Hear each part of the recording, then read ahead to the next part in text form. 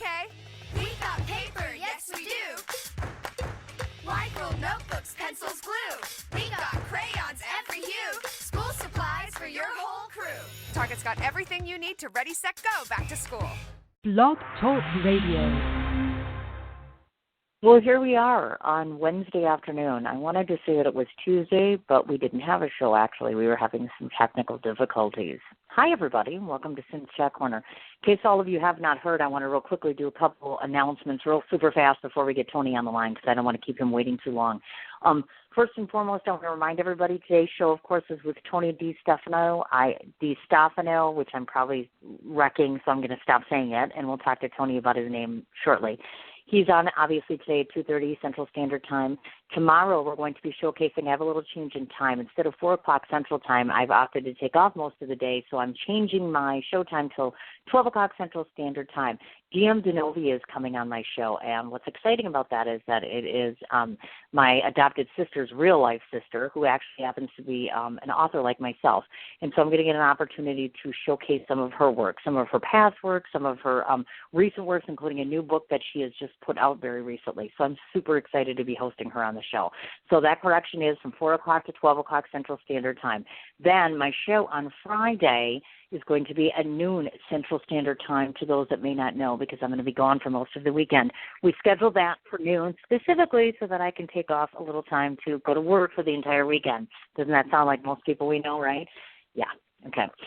It's going to be spotlighting, and forgive me because I have all my information kind of scattered around my house as my daughter's moving out into her new house. So that means things are going out, things are moving in, the whole 9 yards. So it's kind of crazy.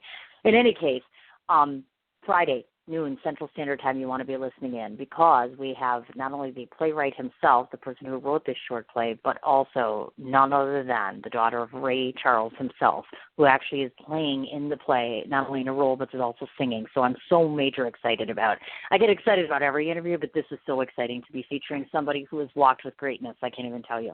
So please tune in Friday, 12 o'clock Central Standard Time. So without further ado, let's get the man of the hour on and let's start talking to him because I'm super excited for this interview. Hi there. Hi, it's Tony DeStefano. You had it right the first time. Oh, I did. Okay, I felt so stupid because I'm like, oh, my God, he's probably going to get so mad at me because I'm totally mispronouncing his name and he's Italian. And Italians sometimes don't like that when they're like, you didn't get my name right. I spell my name 50 times a day. You know, it's That's cool. You had it right the first time. I have a lot to apologize for. To those that are listening in that may not know this, it's taken us quite a long time. Anybody who follows me knows that my child's been sick for a long time. There's been all sorts of delays, and I feel terrible about taking so long to get you, but I finally have you, and I'm so excited because there's so much to know about you, and there's so much to revere about you. So I'm kind of like on my knees right now in awe of you. Just so you know this, I'm literally on the ground in awe of some of the things you've done. Oh my God. It's true. It's true. And as we go through the interview, you'll know why, obviously, because you know all of these things about yourself. So we're going to kind of jump around a little bit and talk about you as a person and, of course, you as a professional. One of the first questions I wanted to ask you was, a lot of your work has circulated around, obviously, organized crime. Was this something that, like, sometimes people come from that background, which is why they get into this? I'm assuming that you're not from that background. So what drew you to having this significant life covering this specific area? Was it just an interest of yours? Your supposition's right. Yeah, I didn't come from that background. I came from a very sort of modest background. But I started as a cover reporter years ago, working for Fairchild newspapers, which was Women's Wear Daily, and we did a series of stories on the garment district and organized crime in the garment district, the mob and the mafia. And it was from that background that I, started to learn about organized crime, specifically the 5 families of the mafia in New York. Mm-hmm. And one thing leads to another, and you get an institutional history and memory. And in some ways, I would almost venture to guess it's scary and exciting. That's the one response I often get from people, which is, obviously, it's a part of our culture, it's part of our history, but in some ways very dangerous, very scary, and in some ways very exciting to some of us, obviously. Where do you stand on that? Do you find yourself fascinated by the subjects that you cover or that you've watched over the years? Well, in the beginning, yeah, and as you get into this, you get a little jaded, and you're not sure how how important some of these guys are, but it turns out that the public really is interested in it, and and you sort of do one story leads to another story and leads to another, and before you know it, you're tracing back to the turn of the 20th century and up to today to some of the characters who are very important. And it's interesting. I mean, it is interesting. I must say that. Frightened? Do I get frightened? No, never frightened. Never. That's a good thing. It's really cool, actually. And to those of you that have never looked at Tony before, or actually looked at his picture, I'm not going to go on or I should say I'm going to go on a limb and say this, because I've looked at your physical presence, what you actually look like, and you just don't. I would have pictured this dark-haired Italian, just different looking. Do you know what I mean by that? Like, you don't fit the profile of that typical person that you would expect to be doing the things that you're doing. Are you aware of that? That was just an observation for me. I'm like, he totally doesn't match. If you're referring to my salt and pepper hair and mustache, and little. Okay, I got that. But and you're little too. You're small. Well, you're like a little guy. Little, but I'm not a big guy. No, average height. No. Average height. I gotcha. No, and of course, and certainly because you live in New York City, I would venture to guess you have some of the outlets and some of the means by which some of us don't cover stories like this, which is awesome. New York City, of course, being my future home one day. I have to ask this first off. How did you get affiliated with NewsDay? Did you eventually start from working paper to paper or organization to organization? Well, you moved around. I went from Fairchild Publications to the Wall Street Journal, where I worked for a couple of years, and then NewsDay started up a New York edition in 1985, and I was hired on to go there. And they had a big organized crime coverage, and it was a good fit. And I stayed there ever since, and that was in 1986, and that's how I came to it. And I've been covering crime and criminal justice ever since, as well as other things too.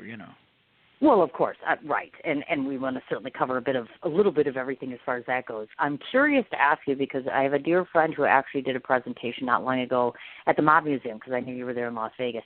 George Christie was there not so long ago, and so I was curious to see, clearly because that's your subject area there, I'm going to assume that it was well responded. And just talk to us a little bit about the museum itself, because I'm curious. I have not been there yet, believe it or not. I haven't had a chance to get there. It's an interesting place. It's a very interesting place. It's in the old style federal courthouse, which was from about the 1930s, and it's a very nice, imposing building. It's about 4 stories, and it has a lot of interesting exhibits and dioramas and artifacts concerning organized crime.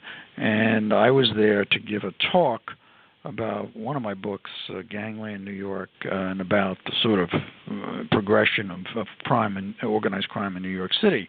But it's very interesting. It's a very interesting place, and it's worth a visit for anybody who's in Vegas and wants to go there and check out something really interesting. And they have a lot of programs, and they have a lot of exhibits that are worth looking at. If anybody likes the subject, that's the place to go. Oh, my God, that would be absolutely awesome. And I'm excited to go only because, like I said, I like a lot of that history and things like that. I've interviewed some of the mob wives who've gone back and forth as far as that goes. I think this is one of the most fundamental questions I tend to ask people who have worked with organized crime before, which is this. I just want to get your take. I've heard various answers on this. Why do you feel that people are so, I guess fixated is probably one of the words that comes to mind. Fixated, fascinated, have some sort of adoration at times for people in organized crime. Where do you think all that comes from? Do you think that's more media fostered? Good question. It's a good question because I was having that very discussion with one of my editors last night, and we were thinking about it. I sort of groping around, but he made the observation, I think it's a good one, that organized crime, it becomes part of the American legend, American folklore, and it's like the Western. like the Western sagas, that such a big market for people. It's kind of that thing, and it's part of our sort of American history, and people like it. And some of the characters are quite interesting, and they become their own mythology. And that's why I think it's some of these characters today in real life who are affiliated are really not worth very much in terms of their ability or how they lead these people and what they do and how smart they are. But way back over the years, you had some very interesting characters, and that I think people respond to. Oh, without a doubt, certainly. And of course, obviously, like I mentioned, there's been so much media coverage about all different kinds of different subjects, different people, different incidences that have happened over the course of time. And we all know movies have been made about this. Clearly, it's one of those go-to subjects as far as that goes. I thought about you in particular today because one of the things I've been toying with the idea with for weeks, and I'm sure you're familiar with who this is, and of course, obviously, most recently, this just happened, which is the release of John Franzese. I can't do names. John Fran. There you go. Thank you. He'd probably kill me if I couldn't pronounce it. As we all know, or those of us that follow mainstream media, obviously is the oldest criminal to be released, 100 years old right now, part of the Colombo crime family. He fascinates me because of his, and I want to get your take on this because this is your field specifically. Clearly, I'm sure you might know that he obviously was paroled 6 different times and then put back into prison.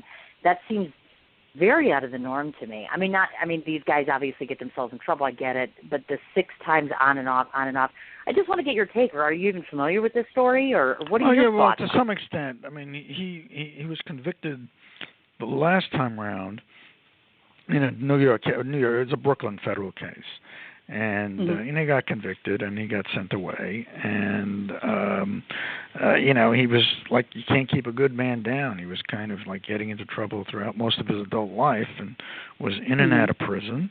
And his son was also in the life, but reformed and became sort of a born-again, I suppose, Christian of God as a way.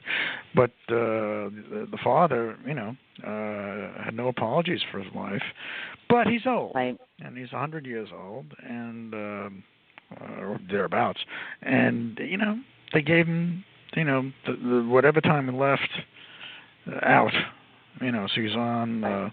I guess parole status, and I think he's going to keep it on the straight and narrow. I don't think he's going to be doing anything at that age. But it's interesting. He's an old timer. He goes way back. I remember writing or seeing about him when I was just getting into this business back in the 70s. So everybody knows about Mr. Franzese. Well, and it just intrigued me so much because I thought to myself, because you do this again, I myself was an author, and I've done 4 books, and I keep saying I'm going to do one more book, and I thought to myself, wouldn't he make for a fascinating subject for a book? He might. I'm just curious. He might. Really? Sometimes, as they get older, some of these guys, the recollection isn't as good. But the other thing is that they may not want to talk. They may not want to talk. They may just want to stay true to the life. There are a lot of guys out there. Look, a lot of people are out there writing their books or trying to. Right. But some of these guys, into the old code of silence, and they're really not going to talk. I don't know how much you can illuminate at this stage anyway, that we don't already know. But there are other people out there who are talking. I don't think he would. I don't think he would. It would just be neat. I think it's just his life story would be interesting, not so much because of, things along the lines of terrible, heinous crimes, etc. But sometimes, gangsters have access to some things that we don't. And I think you'd concur with that, meaning that the life they lead and the privileges that they get, the people they get to see and meet, and the lives they come across aren't like the rest of us. Some of us don't get opportunities to meet some of these people, which I find interesting. The other one I wanted to ask you about is the obvious, because this gets brought up a lot. So Sammy Gravano, as last I heard, was asking for probation once again, or asking for release once again. You may know more about this than I. Yeah, Sammy's been in and out. He, as you know, he was the big informant against Gotti, and he got time served, and he was sort of out there. But then he got involved in crimes, And I think, out west he got involved in a narcotics case, and he got sent away. And he's physically ailing. He has some kind of disease, and I'm not sure. It may have to do with his immune system. But he's been ailing for a while. And I think he's, the treatments. He's been under treatments. I don't think it's cancer or anything like that. But he's had some problems, physical problems, and he just gets into trouble, and he just couldn't stay away from the life. And that's what happens to some of these guys. They can't stay away. Yeah, they can't and stay away. Interesting. And sadly, one of the things that I find, when I was covering the mob wives, and I've interviewed a bunch of them, and I got to meet Big Aunt before she passed away, which I can honestly attest, folks, and I've said this before, it was a privilege to meet her, not because of her associations or the things she did in her life. She was a genuine, if you didn't know, family history or anything, she was a lovely person. She was very true to herself. That's what people have said loyal about to her. Family. Yeah. Very much, and she was darling. She was just amazing, and she had the most beautiful family. And to this day, I still talk to her family. They're wonderful people, actually. So sometimes I feel like, and again, another question for you to reflect on, some of these people that you cover, or if you get to meet certain individuals and speak to them, does that ever sway your impression? Meaning, because obviously 9 times out of 10, if you walk up to somebody and ask them, what do you think of an individual in organized crime, they're either going to, some might say, I have no respect for these people, they've done heinous crimes, etc. Have you found your perception of this class of individuals to change over the course of time as you covered them? Well, some of them, especially the ones who age out or getting older, you look at them and they're kind of in a point in life where they're basically broke. They basically have no friends because they're either in jail or dead. And you look at them as kind of like tragic figures in a way. Right. And you do feel that, you do see that nuance. It's no longer a black and white thing where you look upon them and you say, well, they're bad and everybody else is good. You look at them as flawed individuals who have squandered their lives. And in some sense, although people may not be feeling sorry for them, you get to understand more what they're going. You think you understand what they're going through and how, in the end, they're so disappointed and their lives are so empty. I see this time and time again with these characters. Even the ones who got very wealthy. And there was, the latest book I have out, The Big Heist, relates to some of these characters who had a lot of money very fast when they stole it from Lufthansa. But they squandered it. And in the end, they have nothing. And that's what life has become for them.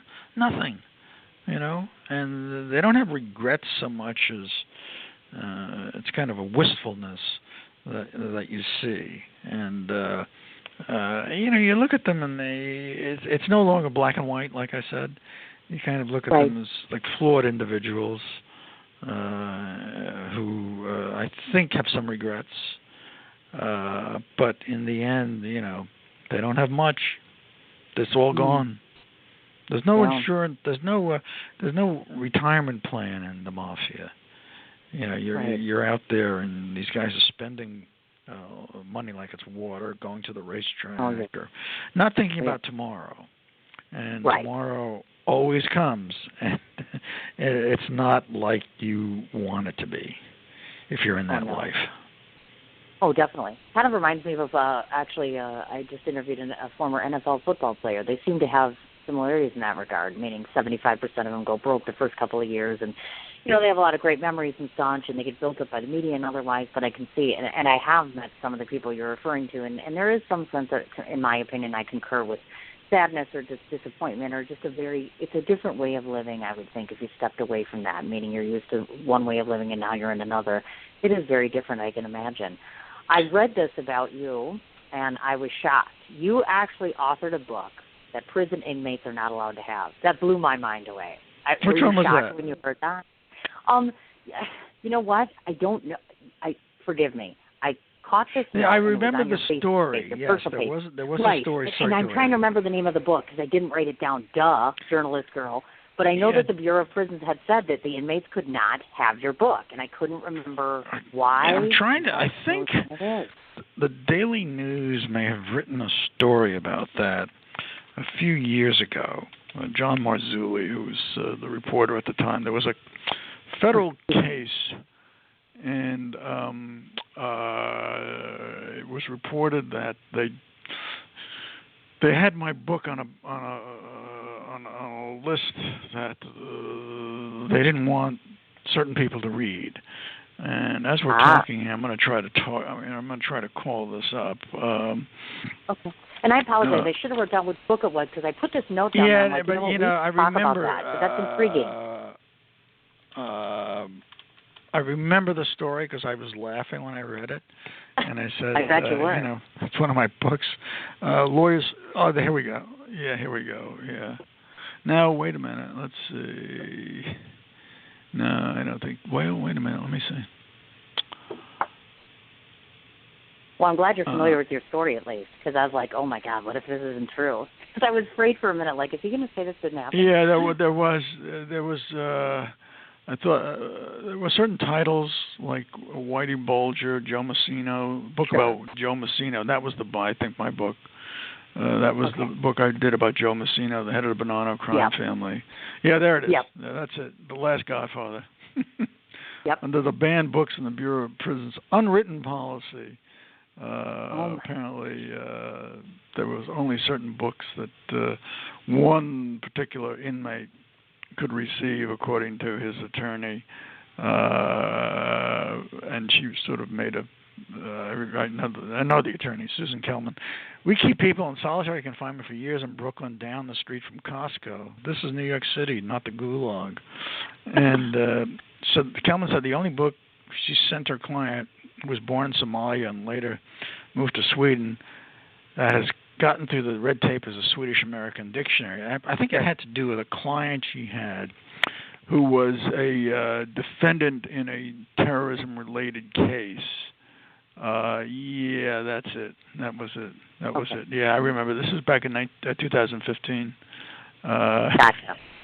No, you're right. Your memory was right. I remember. I was right. I think there were certain kinds of defendants that I think terrorism-related defendants couldn't have certain books, and mine was supposedly one of them.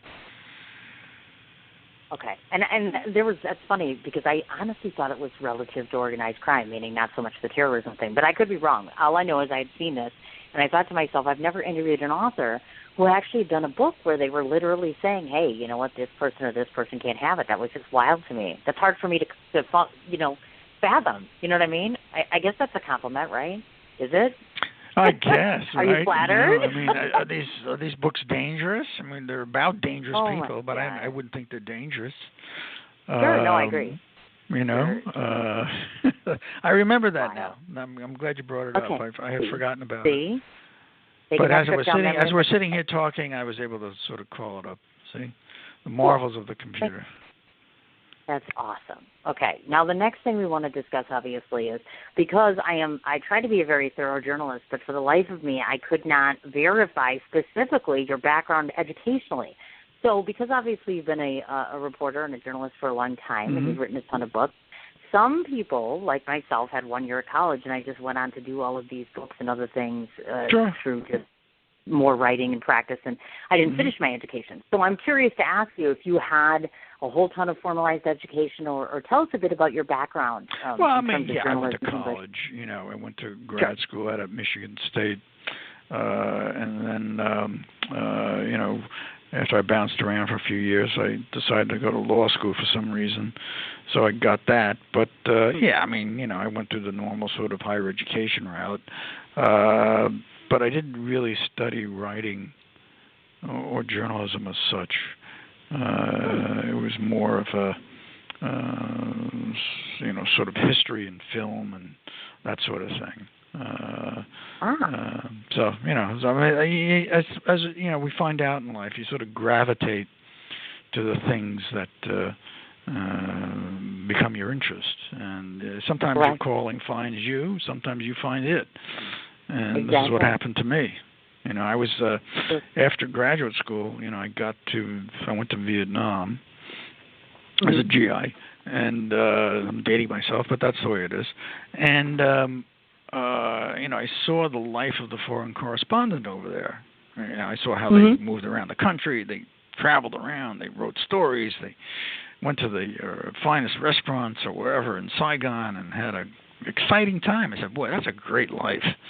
And after I got mustered out of the service, I was able to take my discharge in England, and I decided, I'm going to be a freelance journalist or whatever here. And, it was kind of rough because, it's just different. But I eventually started taking photographs and writing and doing things. And I said, well, this is an interesting life, but it really wasn't very financially remunerative. It's freelance stuff. Right. So you got to figure out what you're going to do when you grow up. And that's when I decided I was going to go to law school. But in law school, I went at night. I worked during the day. I took a job as a journalist with Fairchild at that point. And I stayed in journalism even when I finished law school. So that's what happens. There's no clearly defined path here. Yeah, I agree with you, and I absolutely did not find that out until about 7 or 8 years ago. That's wild, and it's really cool. I think it's neat when life kind of turns around and lets you know that this is where you need to be and who you need to know and what you need to do. And thank God for that. Otherwise, this entire illustrious career that you've built, nobody would know about. So I think it's totally awesome. It's just the way things are very serendipitous in some ways. Yes, very much. Look, had one of my editors a long time ago never said that, we're going to do a story about organized crime in the Garment District. I'd never gotten into it. I don't know. And then one thing leads to another. And then I'd cover a big mafia trial. And book editors saw my coverage and liked it and says, why don't you think about writing a book about this case? That was the Messino case, Joe Messino. Mm-hmm. And from there, it's one book after another. So culminating with, The Big Heist, which is out today about Lufthansa. And, I got more stuff in the hopper. And that's how it works. I do. I actually want to talk about obviously stemming back a bit ago to those that are listening and that may not know. Now, when you're for NewsDay, you did both legal affairs as well as criminal justice. I know that you've covered some interesting trials. Obviously, Peter Gotti, Joseph Messina, the Mafia Cops, Bernie Madoff, which was interesting to me. I wanted to tickle your ear a little bit about that because we hear all sorts of things. There's been a movie recently done about Bernie, obviously, amongst all sorts of media coverage. What was that like? Basically, when you say that you're covering a trial, I want you to talk to people that have no knowledge of this, that aren't reporters, that aren't journalists. Well, it was a very strange. Yeah, it was a very strange situation. The case broke. I remember late one day, the FBI announced they had arrested him, Madoff, for a big $53 billion fraud, Ponzi scheme, and everybody was sort of stunned by this. And it took a couple of days for the story to sink in, and we really had nobody covering it at the time, so I sort of jumped in and just sort of appropriated the story. Nice. And it was a story that was all over the map. You were going in, 5 different directions. And in the end, they caught Bernie dead to rights. And there really wasn't a question of whether he was guilty or innocent. He was guilty. The question was what was going to happen and where were they going to find the money. And if they could find the money. And that's where the real story developed, the quest by the trustee in bankruptcy to find the money or recover some of that money that Bernie had basically stolen. And it came down in the end. It's interesting legally. Maybe it's not as interesting to hear about it, but they did find much of the money. They got a lot of it back. They clawed it back, as it were, from investors who either knew or should have known that Bernie was up to something bad. So they took the money back. And a lot of people paid it back and recovered. They got a lot. They probably got about 65% of the money back. And they're still not finished. Yeah. Okay. And they're paying off the investors, the innocent ones, as it were. And a lot of people have been made whole. That's one of the interesting parts of the story. A lot of the investors have been made whole. Not everybody was investing millions upon millions of dollars, but sure. If you weren't, you have a good chance right now of having been made whole. If you had $1 million, $4 million, something like that, and you were innocent, you got that money back. But it was interesting because it was you're running on fumes with that sort of story.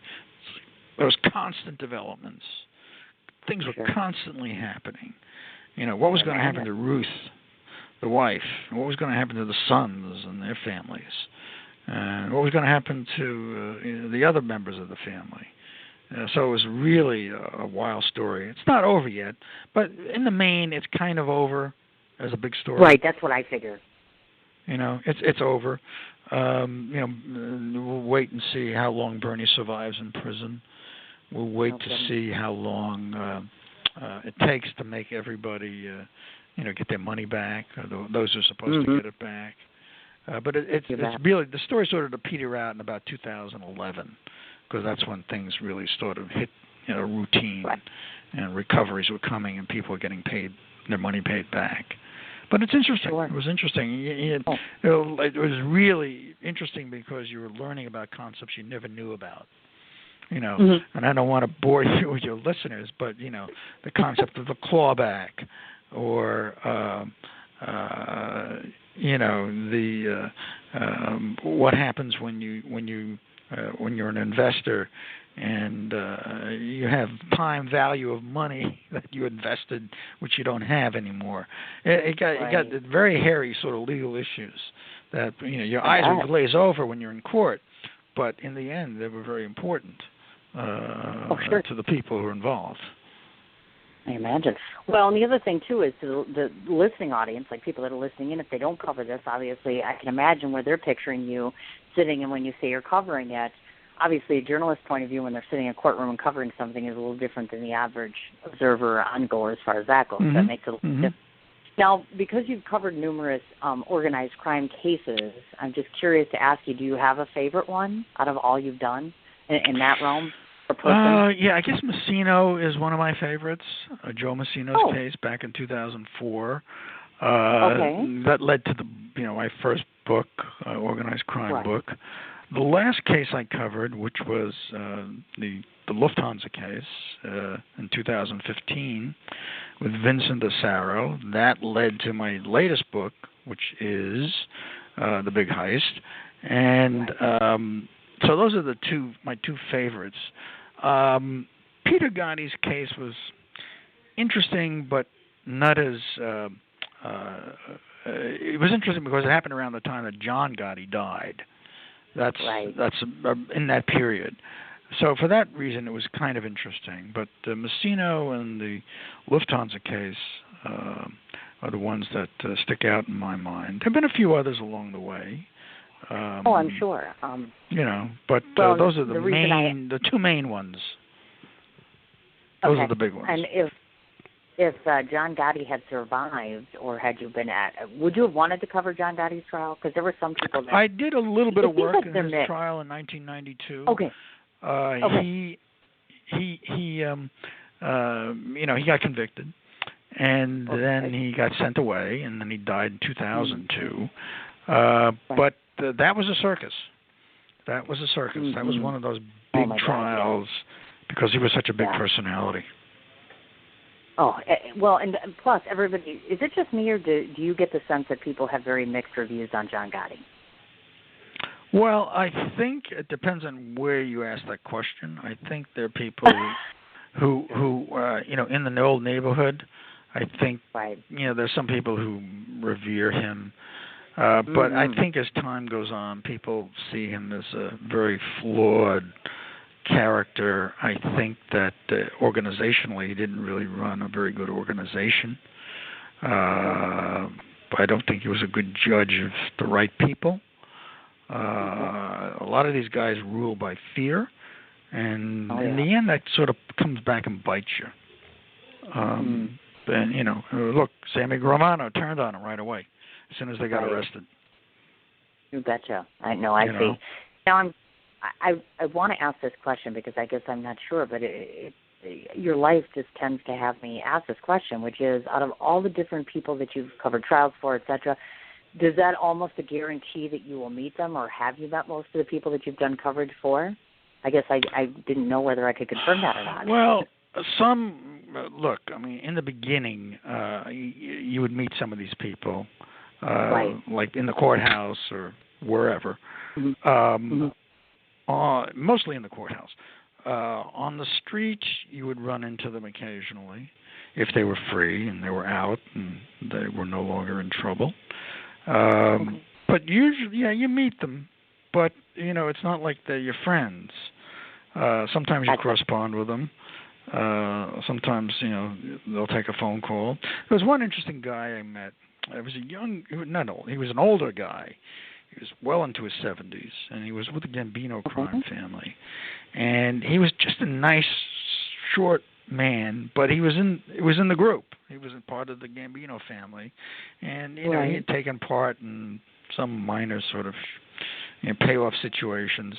And he got convicted, but he was just a nice guy.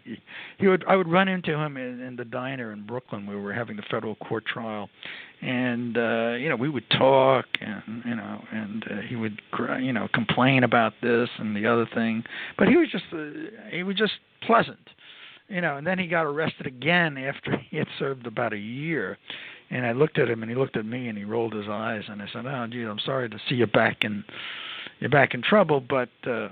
Maybe you'll, and he got out of it in a way that he had minimal damage, exposure. I don't think he even went to prison. He may have had to pay a fine. But there are some people who are memorable. The mafia cops, those two corrupt cops, they were memorable in the sense because their personalities were so different. One was a very sinister-looking guy. Stephen Caracappa. You look at him and your blood runs cold. His cohort, Louis Ippolito, was a roly-poly kind of big fat guy who had that kind of personality in the sense that he was very expansive and effusive. The other guy just didn't talk to you. But it's memorable, and the families are somewhat memorable. Ippolito had a wife and daughter who were his staunch defenders. Messino had a wife and a couple of daughters who were also his very staunch defenders. And the number of characters, some of the mafia wives, as they truly were, I've been friendly with some of them. I stayed in touch with them, and they sort of appreciate that. One said to me, "Yeah, you always treated me like a gentleman. So how else am I going to treat you? What else am I going to do to you?"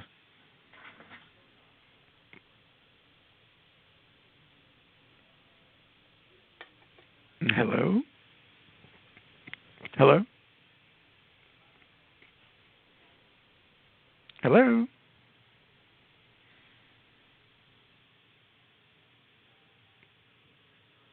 Hello?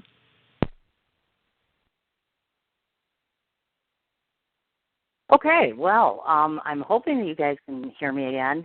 These technical difficulties are enough to make a person want to scream. So let me see if I can get Tony back on the line here. I'm Tony? here. I'm here. Can you hear me now? I can, yeah. I didn't know where you dropped out. That was weird. All of a sudden it just said call drop. See, this is the downside of not doing a live interview, because you can't disconnect me and I can't disconnect you, or nothing technical can go wrong. We're both here now, though, thank God. So continuing on, you were talking about, I was just saying, the relationship between journalists and those that are involved in, trials and all these other things and such. It's an interesting almost a relationship of sorts that you develop with them. You know what I mean? Either consciously or subconsciously. I guess that's my opinion. I want to talk about this because I think this is amazing. You have won the Pulitzer Prize, as I understand it. And I was part of a team. Yeah, I was to make it clear, I was part of a team of reporters at NewsDay, which won the prize in '92 for spot news coverage. We had a subway crash in New York, and I was part of that team. Nice. And we got the prize for Spot News for that year, so that was nice. That's gotta be but it was exciting. a team effort. I want to make clear, it was a team effort. I like that. He's acknowledging the team, and that's absolutely awesome. One of the subjects that you've done stories on that I have watched, because I saw a succession of these, and I'd like you to talk a little bit about the development, or should I say, the new developments relative to the DNA technique, because I know you have talked before about this at great length about the implementation. Very timely issue. Very timely issue, because as we're speaking, this is the anniversary of the case of Karina Vetrano, the Howard Beach jogger in New York, who was strangled and killed a year ago. To this day, the DNA technique, which I got interested in, the investigation into her murder took a very long time. It was very frustrating for the cops, and we were writing stories about this, and the investigation wasn't seemingly going anywhere. So I wrote a story about this DNA technique called familial DNA, which is used in California in a total of 10 states. Now 11. Okay. And it basically, and I'm not going to get too far into the weeds on this, but basically, if you don't have a DNA match like you see in those CSI programs, so what do? You got a DNA sample, doesn't match anybody in your system. What do? Well, they look at it, the sample, through another prism, as it were, and they use all sorts of statistical tables and matching formulas, and they come up with a possibility that this unknown person may be related to somebody already in your system. So they then look at the male chromosome, and they come down even closer. And then they say, well, we may have a hit here. We may have a relationship. It may be a brother, a father, a son. Let's go out and do an investigation. And then they'll do an investigation, and sometimes, they'll get DNA from this person or an admission, and then they'll solve a case. They don't solve a case all the time. I mean, it happens with familial DNA maybe a third of the time, but it's sort of an interesting area. And in covering the Vetrano case, I wrote about that, and her family said, "Why aren't we doing that in New York State?" I said, "I don't know. You ask them." And the family then became very ardent supporters, as did the New York City Police Department, as did the Queens District Attorney's Office, and they got a movement underway where, to make a long story short, in June they approved at the state level DNA testing in New York, familial DNA testing in New York State, and that may start sometime this summer. We'll see. Will it make a difference? I don't know.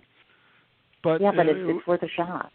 Yeah, no, it was an interesting development, and one which it was unexpected, but it happened. I bet. I want to mention this. I know that you've been covered by the New Jersey Star-Ledger, CBC Radio Canada, which I thought was awesome, among other people. Those two that kind of stood out to me because, of course, I'm familiar with both. But what I found interesting was some of the work that you've written, you've done, it's been in the Wall Street Journal, the Fairchild News Service, the W Magazine. My God, you've been in Penthouse. Now, there's a place I've never been before. And I found that interesting because there was this note saying that your work has been in Penthouse. And I thought to myself, well, that doesn't seem right. Am I crazy for thinking that? No. I wrote about, it's funny, I wrote about one mobster, Vinny Bassiano, who had an interesting case. And they wrote a story. I wrote a story for them about him, and also about a subject which I thought I didn't expect them to be interested in, but they were, and that was something about using stable isotopes to identify dead people.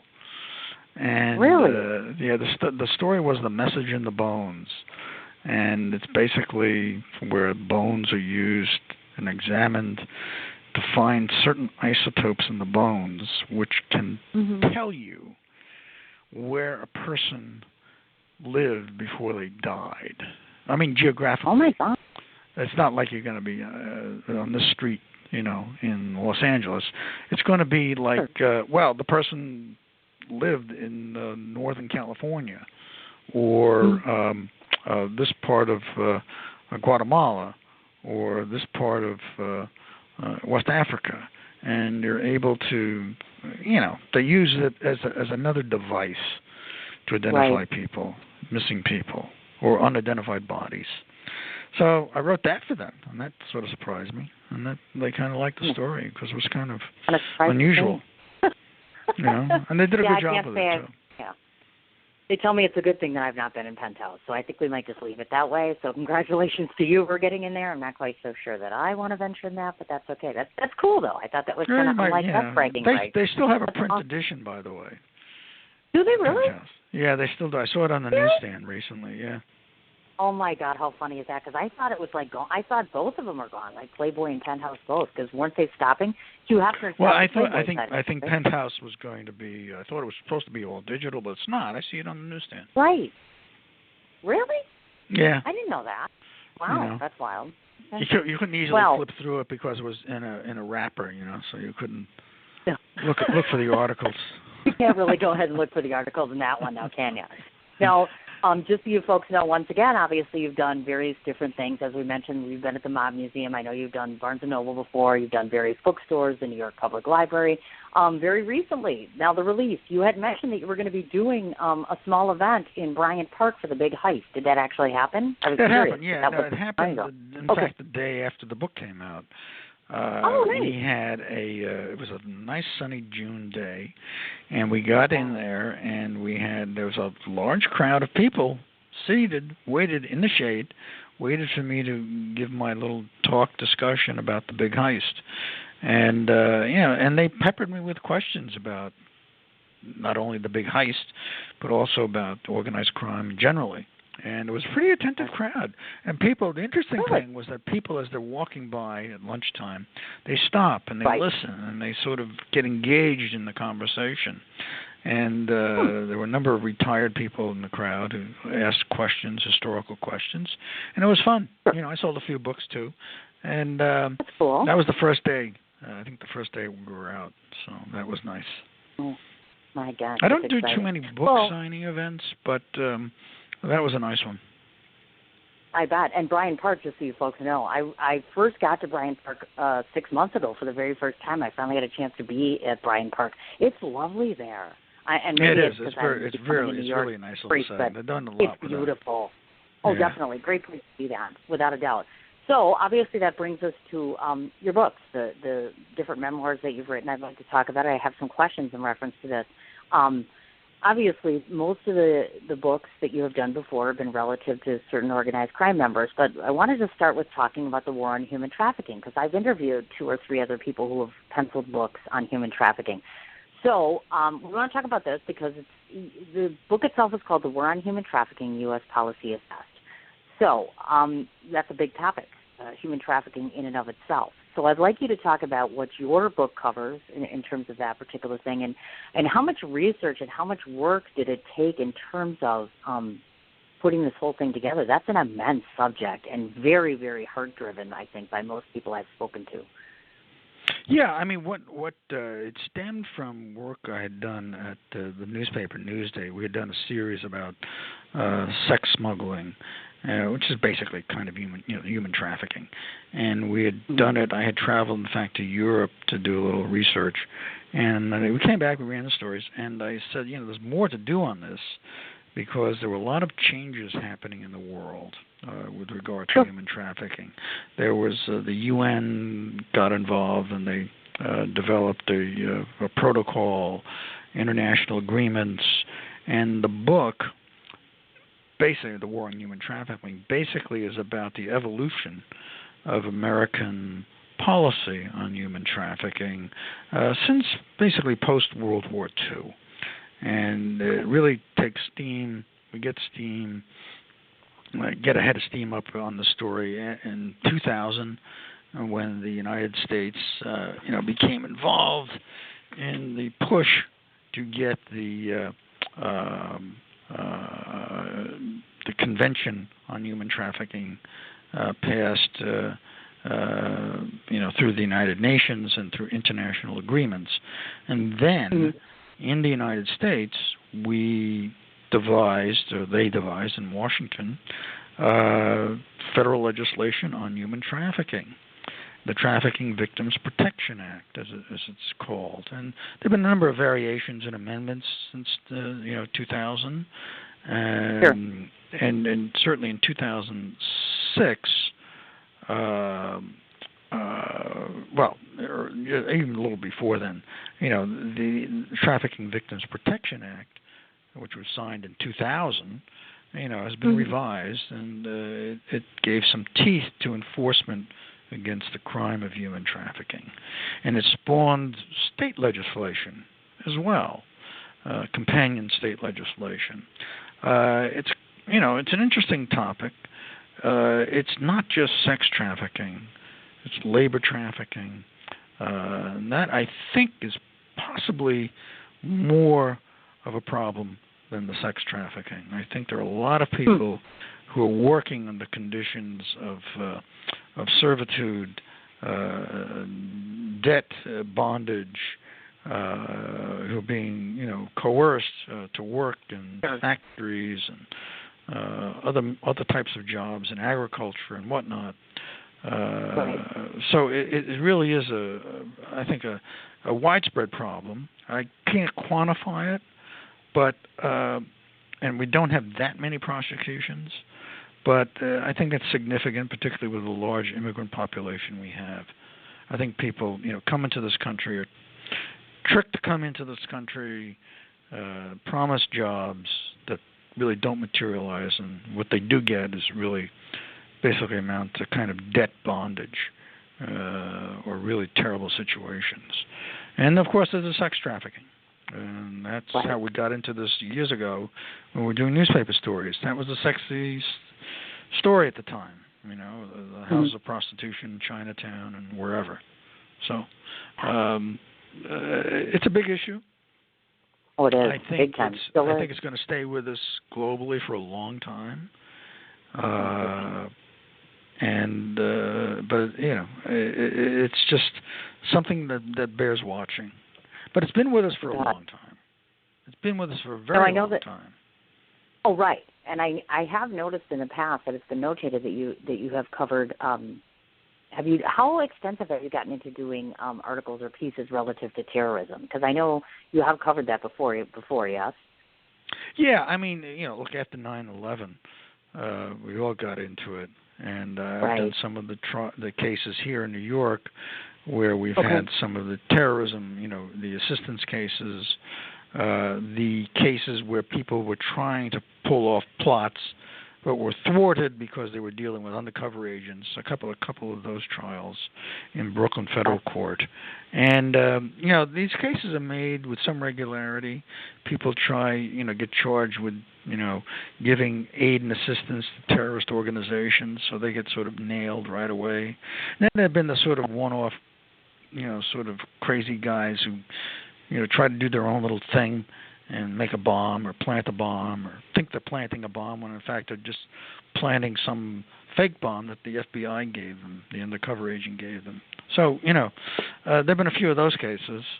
Luckily in New York since 9/11 we haven't had any serious episode. Thank God. I think part of the reason is because of what the NYPD does here in terms of its counterterrorism operation. Right. And some of it, I think, maybe just the way things are now internationally. I think there's more an offensive, and I think look, we're separated from the Mideast by many thousands of miles.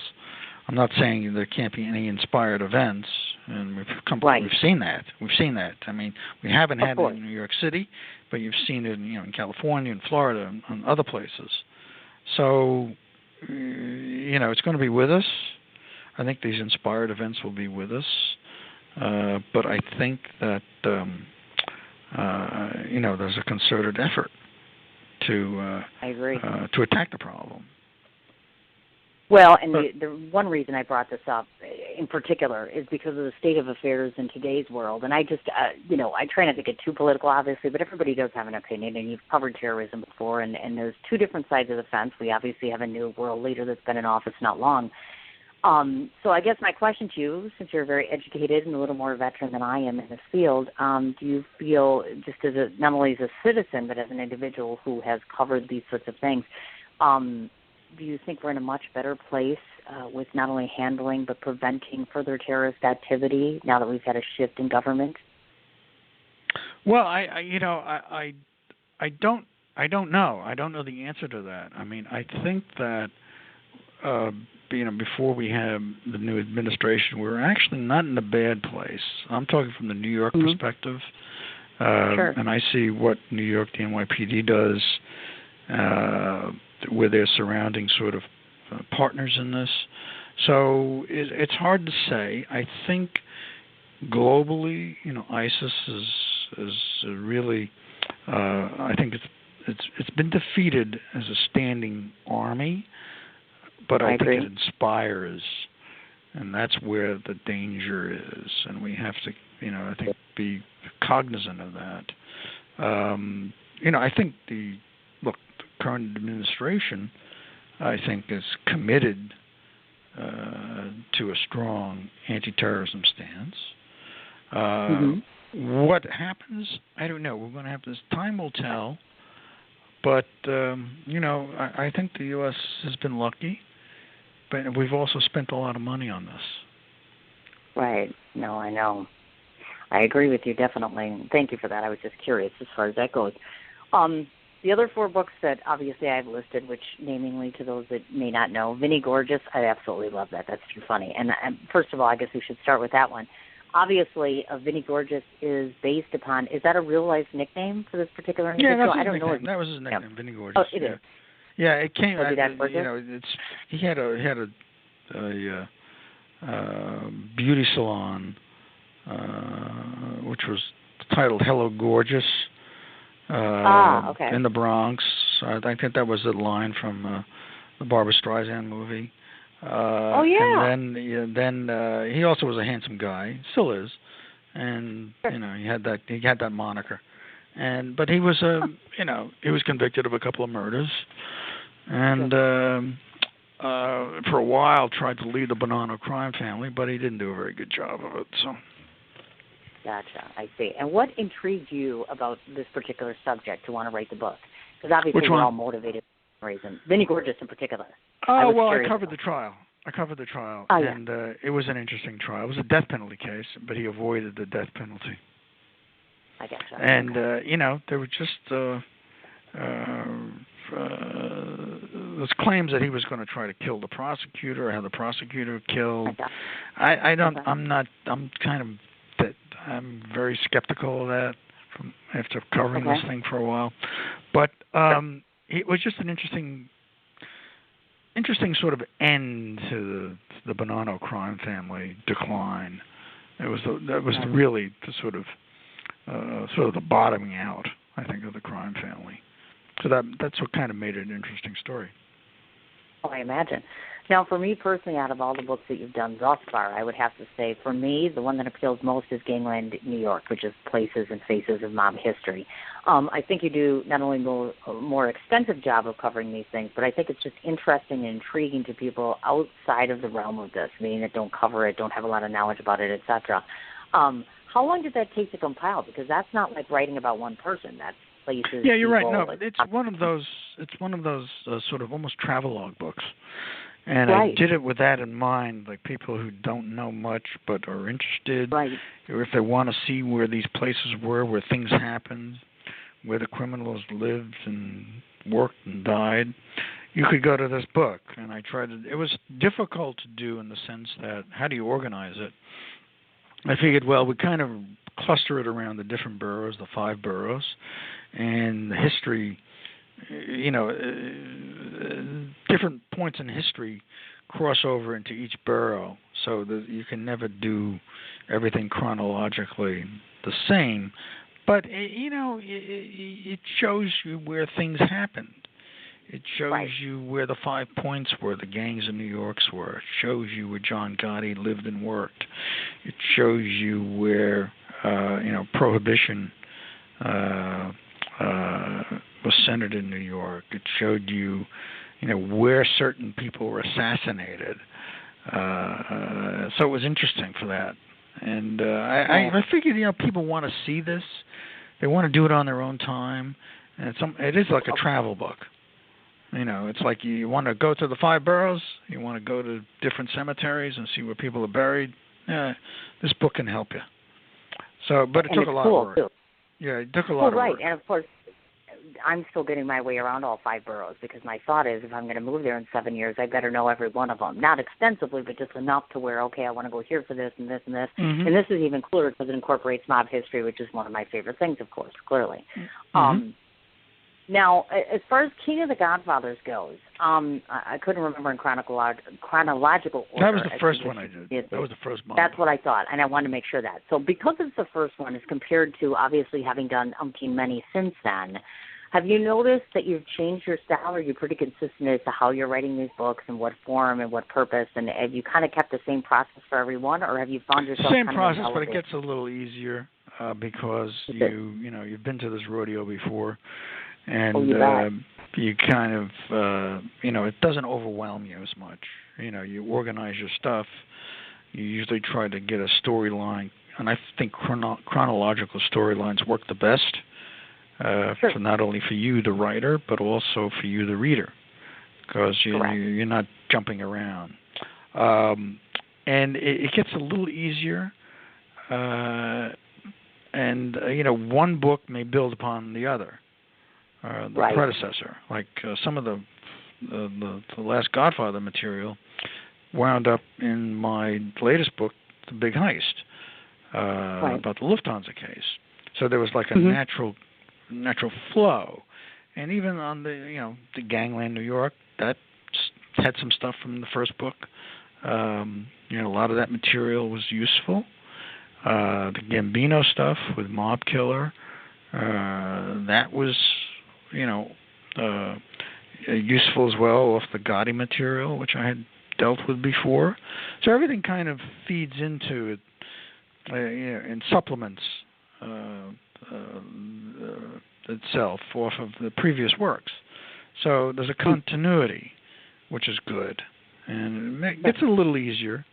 But it's always a challenge to try to figure out the storyline that you think will work with people. And speaking of which, because you brought up, obviously, The Big Heist, you've been prefaced as saying that The Big Heist basically kind of starts off where Goodfellas ended, meaning the story as it relates to the heist itself. And so give us a little background or a little summarization of what you cover in The Big Heist beyond that point, meaning beyond that, we've all seen Goodfellas and we all kind of know the backstory, bits and pieces. Yeah, well, with The Big Heist, I tried to set the stage showing what the mob was like in New York about the time of the Big Heist, around that time, and also after the Big Heist, what happened in those years afterwards where suddenly, we were confronted with this case in 2014 of a guy who's accused of being part of it. After all this time, since 1978, they accuse this guy. So it really develops the story of Vincent Asaro and his cousin, a fellow by the name of Gaspar Valente, who turned on him. And they were supposedly, allegedly involved in the heist, both of them. But Gaspar turns on Vincent because he really had no other options in life. He needed money, he needed a grub stake, so he turned to the government. He turned in his cousin. The cousin, Vincent Asaro, in the Bonanno crime family, was not well liked by some of his cohorts. But in any case, he was one of these guys later in his life, who we talked about, wasn't doing very much. He had no money. If he got anything from the heist, it was all gone. And he was kind of broke. And he was like this sort of strange, tragic, pathetic character in a sense. So Vincent, nevertheless, is indicted for the Big Heist and goes to trial in 2015. And lo and behold, and I thought he was dead to rights. They had him dead to rights. I said, boy, this guy's got trouble. He gets acquitted. And he walks out of the courthouse. Wow. And it was one of the most memorable days I've ever covered in the courts. And when I heard that not guilty verdict, everybody was stunned. I wasn't totally surprised because I saw a way for him to get out of that. But I said, there's a way, but I don't think it's going to happen. But lo and behold, he got acquitted. And he walked out of that courthouse, and he was jubilant. And I never forgot, we had this long scrum where all the reporters followed him from the courthouse with his lawyers. He was smiling. Mm-hmm. He was, talking great. He was feeling great. He even admitted he thought he was not going to be, acquitted. And he gets to his car, drive home. And he said there's a sort of gallows humor here. He said to his lawyer, he said, hey Sam, don't be careful when you open the trunk. You don't want to show them the body in the trunk. It was kind of a way of, making a joke about what's been said about him as a killer. And he was accused of being part of a homicide in this case, too. But, yeah, it was way back in the 60s, even well before Goodfellas. But I didn't think there was strong proof of that. As I listened to the proof come in, I didn't think there was strong proof. In fact, there was evidence that other people were involved, but for legal reasons, they couldn't bring that evidence in. The defense couldn't use it. So it was kind of hard. But, in the end, he walked out. But the postscript is that this year he pled to committing a road rage arson, being involved in a road rage arson in a traffic dispute. So, he escapes the big one, the big heist, but then he, gets caught on something else. Although it did predate the big, it was 2012. That was the bad situation. So they dragged it up and they got him finally. Got it. And of course, word on the street is that for 2018 you have, and I see you've named, it sounds like, are you keeping the title Top Hoodlum? Oh yeah, about Frank Costello. That was a mammoth project. Oh, I imagine. My God, I got to tell you, I told you, hands on knees and bowing before you, because I'm like, that's got to be just a tyrant as far as in terms of writing and things along those lines and such. Why you're right. So much history was involved in that. I mean, I went back. You're going back to 1900 in New York City. 1900. You're going back that far, and he was involved in every major mob situation from the early 20th century to 1957, when he finally sort of bowed out of the situation after they tried to kill him. But he was into so much stuff: bootlegging, gambling, politics, business, and he knew everybody. And he was one of these sort of characters who Damon Runyon would write about. He was somebody who was almost came close to being legit as any of them, but he didn't quite make it. And in the end, he got convicted for tax crimes, basically. Right. But he never got convicted for anything more serious. I'm saying, 4 years in prison is not inconsequential. But sure. He had an interesting life. And the challenge, of course, because everybody's dead, or just about, who knew him, was to reconstruct his life. I was able to, by getting access to his FBI file and looking through old court records, which were really useful. Oh, wow. Yeah. That's out. That's coming out. That's scheduled for next spring. Yeah. Next spring. Okay, I was just going to ask that question to see as far as that goes. So then my only other question, which I don't want to forget to ask about this, because everyone has an opinion on this, and I'm sure you probably do too. So did you agree or disagree with the court's final decision about O.J.'s parole? I've been asking everybody that. I'm like, what do you think about I mean, look, everybody, the case before them on this parole was that robbery, right. the strong arm robbery, the weapon. And if they look, you can bring in all the other stuff, but he has a piece of paper saying he's acquitted of the murders. That can't be a factor in that kind of situation. So I suppose I agree that the parole board made what for them was the right decision within that case, the robbery case. Right. Where else are you going to go with it? He's an old man. Well, do you want to keep punishing him for something that everybody would like to believe he did, but which he has a piece of paper saying he didn't do it? So, it's like either we believe in the system or we don't. No, I agree with you, definitely.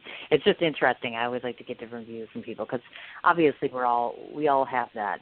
I think most people unilaterally say, okay, he got paroled for this and he should get paroled for this. However, there's this over here sort of thing, but he's not being judged for that, right? Yeah, you're right.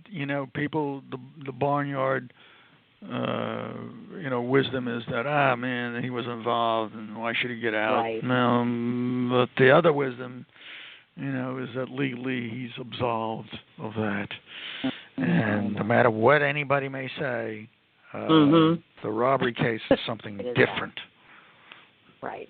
I agree. Definitely, I do. So now I guess I should ask you this. Now, if people are wandering around New York City and they're saying to themselves, I want to meet this Tony guy, are you out and about enough to where people can meet you or learn more about your work or listen to you talk? Well, I thought you might be teaching. I have a website, TonyDeStefano.com. Right.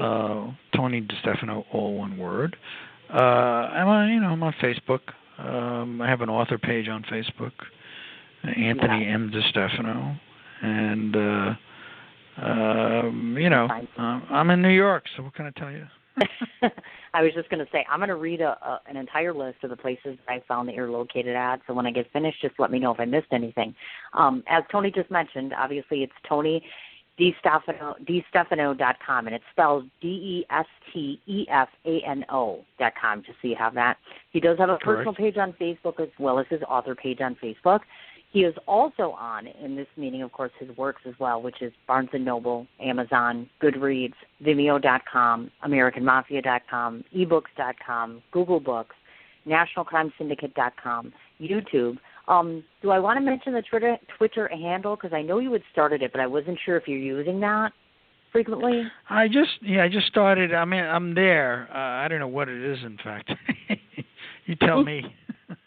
I was just going to say, it's one of those social medias that most people, like, Twitter's kind of like that out thing, you know what I mean? Because now, like, people are on Instagram. So, like, they're Instagram and TikTok and all that. I think that's what Actually, it says at DESTEF541.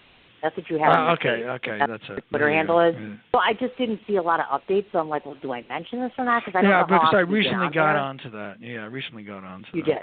Yeah. Okay, got it. So that's out there. And, of course, we forgot about the obvious. Do you want to talk about that little short film that you did, or you participated in the short film? Because I forgot to mention mean the one with Gangland, New York? Yes. Yeah, that's fun. That was a fun little film. My former colleague from the Post, Dana Sorcelli, made that for me. We went out to the 5 Points, where Scorsese's movie was based, and we sort of did a little travelogue from Chinatown to the 5 Points and talked about little crime situations that happened over the decades. And we had fun. It was about a 7-minute film. It's on YouTube, Gangland, New York. Yep. Yes, it is. And that was it. Actually. Well, bits and pieces. Yep, that's it was awesome. fun. It was Absolutely. fun to do. It was fun. It was. I imagine. Just by any kind of film, I just get excited. Well, now I'm more into the film stuff, so it's exciting to hear that. So congrats on all that. And, of course, congrats on all of this good stuff. I am due to come back to New York City sometime this month. So if I don't get it in this month, I will be knocking on your door proverbially next month and saying, let's go take a walk and see some of these places or do something. That's fine. Let me know when you're coming. You're amazing. I will. I'll take you out. I know exactly where to take you. I imagine that you do, definitely, without a doubt. And, of course, by then, hopefully I'll have a chance to, read more of your work and do more of this stuff because, when you prepare for an interview, you have so much work, I just can't get to everything. Well, you actually covered it quite well. I mean, I'm really pleasantly surprised at the way you went over this material. So that was I nice. owed it to you, at least that much. We've waited forever and ever and ever, and I get told I'm pretty good at this. So if you're satisfied, that is a delight to me, actually. And thank you for all of this wonderful work that you've done. I really think you've highlighted some tremendous people and done some tremendous work. So kudos to you. It's just a privilege. Thank you. It really was. Thank a privilege. you. Definitely, without a doubt. And I'll make sure, like I said, I'll keep you posted. I have my film festival at the end of September, so I'm sure it'll be sometime this month or mid-next month. I'll get a hold of you, and then we can do some downtime and not work stuff and talk journalism and all sorts of fun stuff and mob stuff and all that stuff I like. Looking forward to it. Looking forward to it. Tony, Thank you, Sin. Thank you very much. Anytime, dear. Have a great day. Bye-bye. I'll talk to you soon. Bye-bye. Bye-bye now.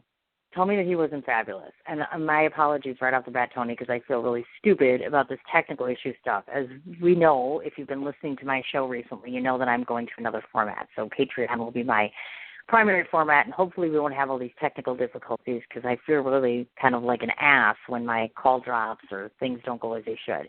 So one more time, his name was Tony, and it's DeStefano. Website, TonyDeStefano.com. Again, that's spelled DeStefano.com. He has a personal page as well as his author page on Facebook.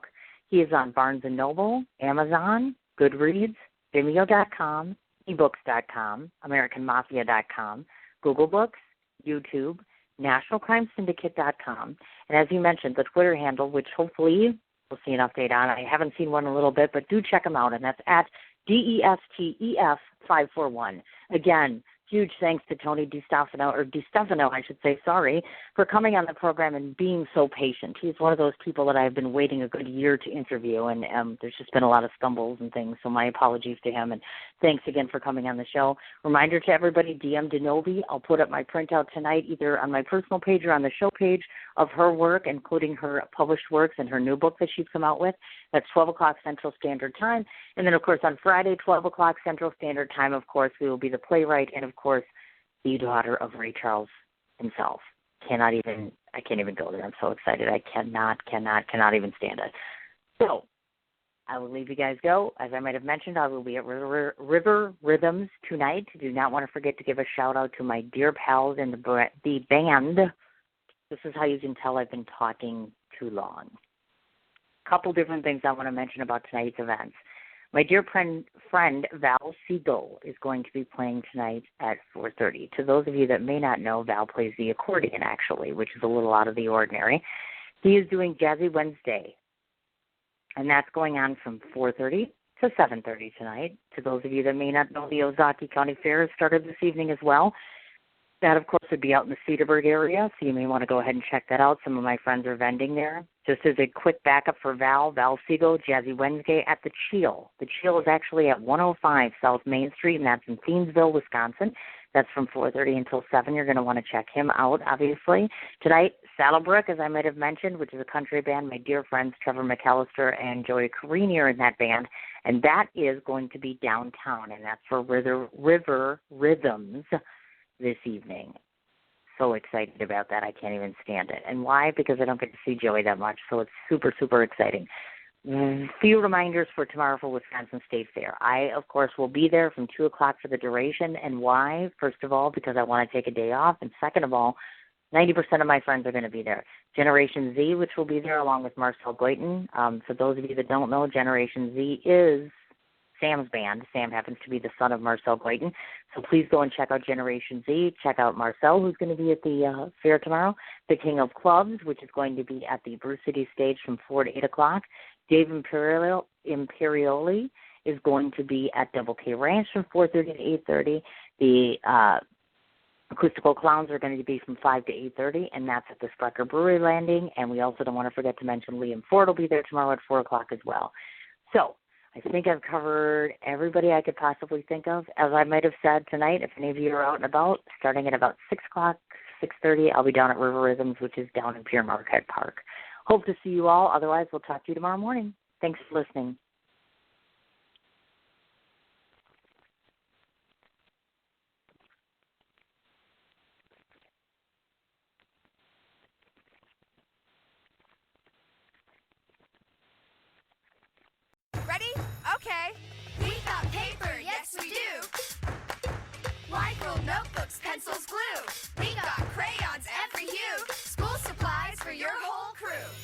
got everything you need to ready, set, go back to school. Ready? Okay. We got paper, yes we do. Wide ruled notebooks, pencils, glue. We got crayons every hue. School supplies for your whole crew. Target's got everything you need to ready, set, go back to school.